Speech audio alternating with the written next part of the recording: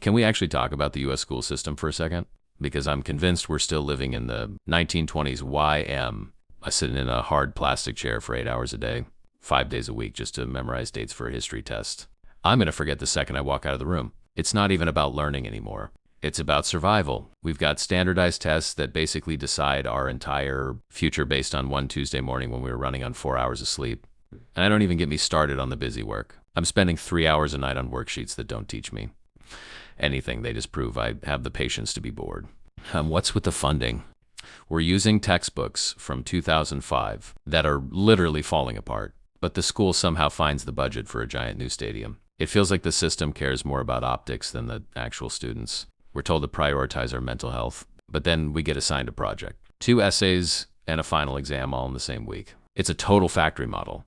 They tell us to be creative and think outside the box, but then they punish us if we don't follow the exact rubric they printed out. Then there's the college or bust lie. They act like if you don't get into an Ivy League school, you're a failure. They push us into thousands of dollars of debt before we're even old enough to rent a car. I can tell you the mitochondria is the powerhouse of the cell, but I have zero idea how to do my taxes, apply for a mortgage, or even change a tire.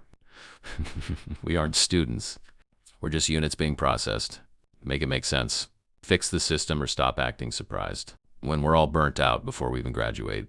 And don't even get me started on the social environment. They tell us school is a safe space for growth, but then they treat us like suspects. We've got hall passes for the bathroom, metal detectors at the door, and dress codes that make zero sense. It's less like a community and more like a low-security prison, where the only thing you actually learn is how to stay under the radar and survive the drama.